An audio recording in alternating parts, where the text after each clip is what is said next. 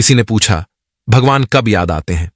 उत्तर मिला, धर्मात्मा को हर समय, पापी को मृत्यु के समय, चोर को पकड़े जाने पर, गरीब को भूख लगने पर, व्यक्ति को बीमार हो जाने पर, कंजूस को पैसा खो जाने पर, किसान को वर्षा ना होने पर, व्यापारी को नुकसान हो जाने पर, विद्यार्थी को परीक्षा में असफल होने पर, इंसान को विपरीत परिस्थितियों में ही भगवान याद आते हैं।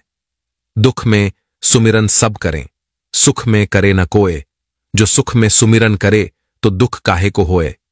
शब्दकोश में असंख्य शब्द होते हुए भी मौन होना सबसे बेहतर है। दुनिया में हजारों रंग होते हुए भी श्वेत रंग सबसे बेहतर है। खाने को दुनिया भर की चीजें होते हुए भी उपवास शरीर के लिए सबसे बेहतर है। देखने को इतना कुछ हो कि आंखों से भीतर देखना सबसे बेहतर होता है। सोने की लंका और पुष्पक विमान तो रावण के पास थे, राम ने तो वनवास ही देखा था। राजपाट तो कंस के पास था, जेल में जन्म तो श्री कृष्ण ने लिया था। राजमहल में तो कौरव ही रहते थे, वनवास तो पांडवों को भोगना पड़ा था।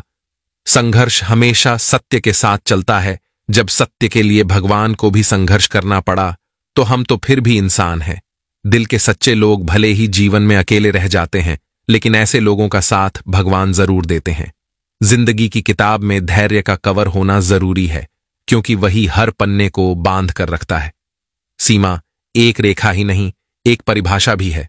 सीमा हर किसी की होती है, प्रेम की, धैर्य की, मित्रता की और शत्रुता की भी। जो सदैव सीमा में बंधे रहते हैं वे सामान्य मनुष्य बनकर रह जाते हैं, परंतु जो समय आने पर सीमा तोड़ देते हैं वही भविष्य बनाते हैं, क्योंकि सीमा केवल आपको मर्यादा में नहीं रखती, आपको बांधती भी है।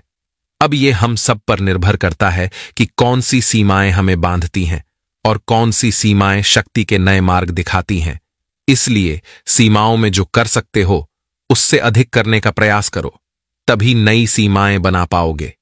जब मेघ छाते हैं तो क्या होता है? अंधकार छा जाता है, मेघ गरजते हैं, वर्षा होती है। सभी पशु अपने आश्रय स्थल पर जाकर छिप जाते हैं, मनुष्य अपने घरों की ओर दौड़ते हैं और सभी पक्षी अपने घोंसले में जाकर छिप जाते हैं। परंतु एक जीव है जो गरजते मेघ, कड़कती बिजलियों को, भारी वर्षा को भी हरा देता है। वो जीव है बाज, जो समस्या की जड़ों से ऊपर उठता है।